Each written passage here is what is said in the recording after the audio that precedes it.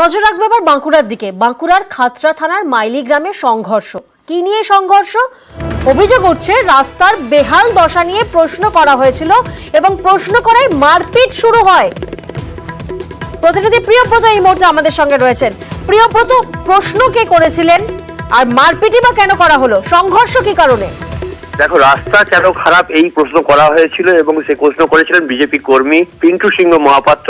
প্রশ্ন করা হয়েছিল তৃণমূল কংগ্রেসের পঞ্চায়েত সদস্য রাজকুমার সিংহ মহাপাত্রকে এবং সেই কারণেই তার উপর চড়াও হয়। এবং শুধুমাত্র রাজকুমার সিংহ মহাপাত্র তৃণমূল কর্মী এমনটা নয়, তার পাশাপাশি তার দুই ভাইও চড়াও হয়েছে এমনটাই অভিযোগ এবং তাকে বাঁশ এবং লাঠি দিয়ে মারধর করা হয়। প্রথমে তিনি পড়ে যান এবং তারপর তিনি অজ্ঞান হয়ে গেলে গ্রামের মানুষ তাকে উদ্ধার করে মহকুমা হাসপাতালে ভর্তি করে সেখানে তার চিকিৎসা চলছে।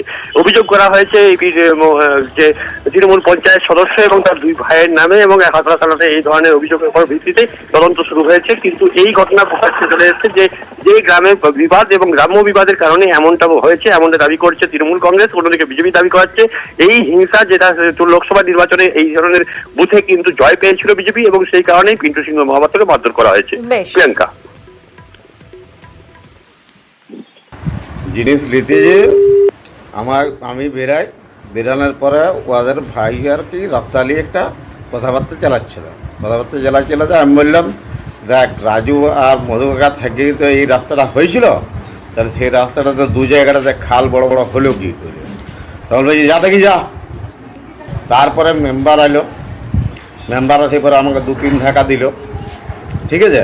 2-3 ধাক্কা দেওয়ার পরে আর ওরা 3 জনের লাঠি চার্জ চালু করলো।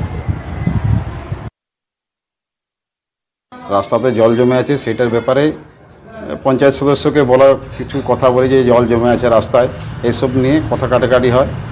অতর্কিতে এই কথা কাটাকাটির মধ্যেই যে পঞ্চায়েত সদস্য রাজকুমার সিংহ মহাপাত্র এবং তার 3 ভাই মিলে বেধড়কভাবে আমাদের পিন্টু সিংহ মহাপাত্রকে কাঠের বাটাম রড দিয়ে মারপিট করে। গত আমাদের যে লোকসভা ভোট ছিল সে সক্রিয়ভাবে সেখানে ভোট করেছেন আমাদের বুথে, তার একটা আক্রোশ অবশ্যই আছে এবং সে নিজে যেহেতু পঞ্চায়েত সদস্য তাই তার যেটা রাগ, তার একটা অপমান বোধ হয়েছে বলেই তার উপরেই নির্মম অত্যাচার করেছে।